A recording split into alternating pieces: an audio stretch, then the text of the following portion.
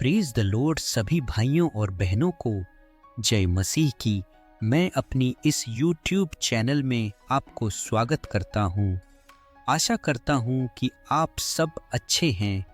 आज की संदेश का शीर्षक है यीशु मनुष्य का पुत्र है। प्रेज द लॉर्ड, वह दिव्य मानवीय मसीह है। मत्ती 16:16 में शमौन पतरस ने उत्तर दिया कि तू जीवते परमेश्वर का पुत्र मसीह है।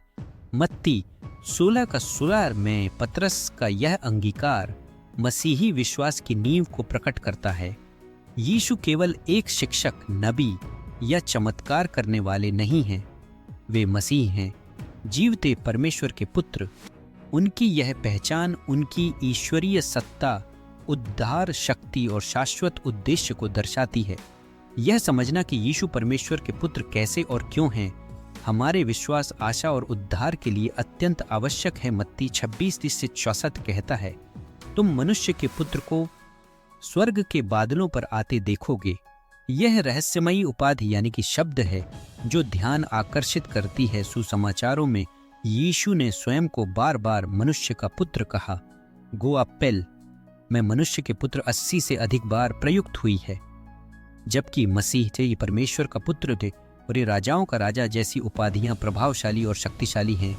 फिर भी मनुष्य का पुत्र का अर्थ कहीं अधिक गहरा है।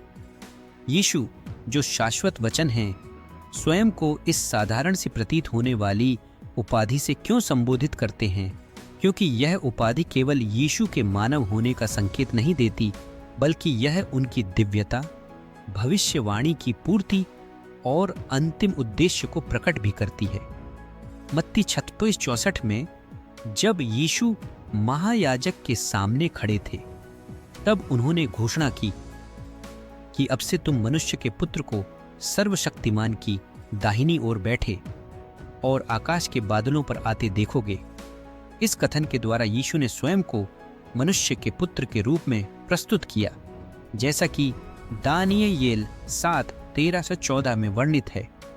उन्होंने स्पष्ट किया कि वे वही मसीह हैं जो पूर्ण रूप से मनुष्य और पूर्ण रूप से परमेश्वर हैं।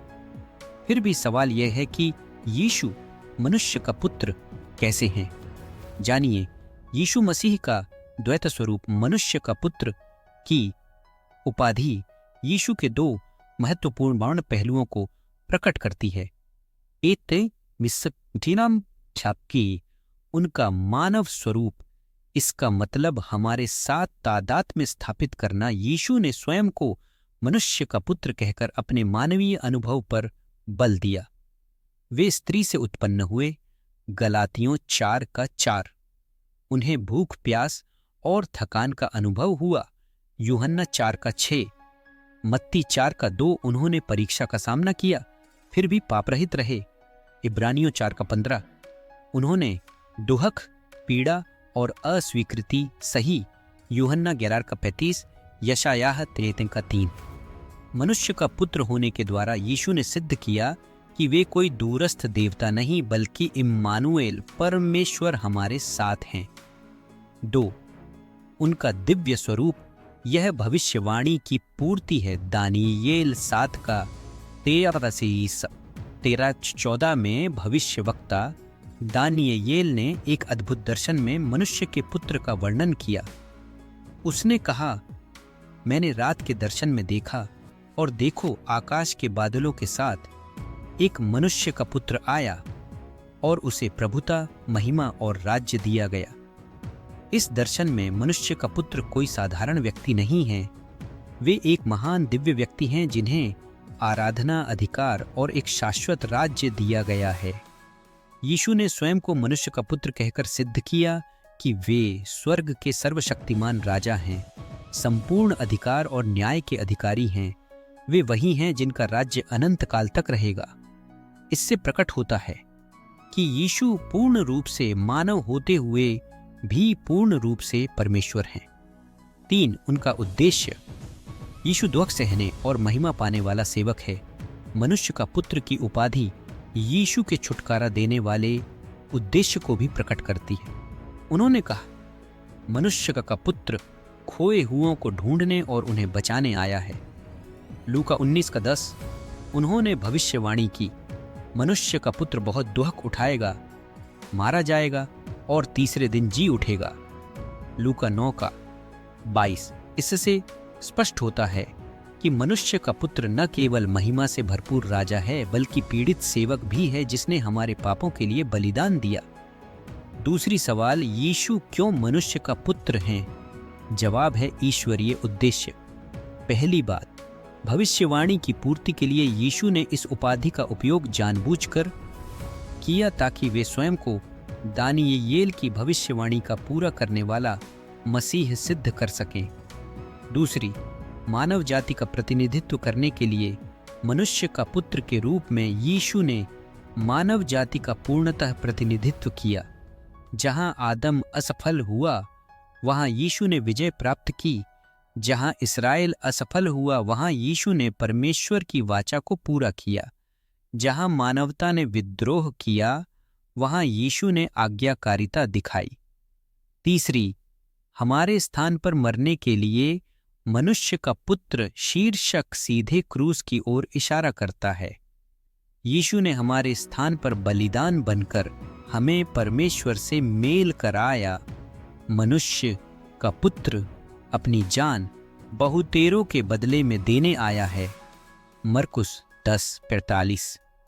चौथी, अपना राज्य स्थापित करने के लिए यीशु का पुनरुत्थान और स्वर्गारोहण मनुष्य के पुत्र के रूप में उनकी महिमा को प्रकट करता है। वे अब संपूर्ण प्रभुता, महिमा और अधिकार के साथ राज्य कर रहे हैं और एक दिन वे महिमा के बादलों में लौटेंगे। आग में प्रवेश करने वाला नायक है। कल्पना कीजिए कि एक इमारत आग की लपटों में घिरी है और लोग उसमें फंसे हुए हैं। अचानक एक साहसी दमकल कर्मी भीतर घुसता है, केवल बाहर निकलने का मार्ग दिखाने के लिए नहीं, बल्कि स्वयं लोगों को अपनी बाहों में उठाकर सुरक्षित बाहर निकालने के लिए। यीशु मनुष्य का पुत्र केवल उद्धार का मार्ग दिखाने नहीं आए, वे स्वयं हमारी टूटी हुई दुनिया में आए, हमारे पापों का बोझ उठाया और हमें न्याय की आग से बचाकर निकाल लाए।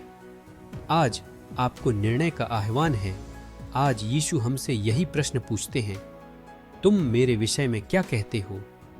यदि आप उन्हें मनुष्य का पुत्र मानते हैं तो उत्तर दें, उनकी आराधना करें, उनकी आज्ञाओं का पालन करें, उन्हें संसार के उद्धारकर्ता के रूप में घोषित करें, क्योंकि मनुष्य का पुत्र न केवल वही है जो आ चुका है, वह भी है जो फिर से आएगा, महिमा के बादलों में सामर्थ्य और ज्योति के साथ।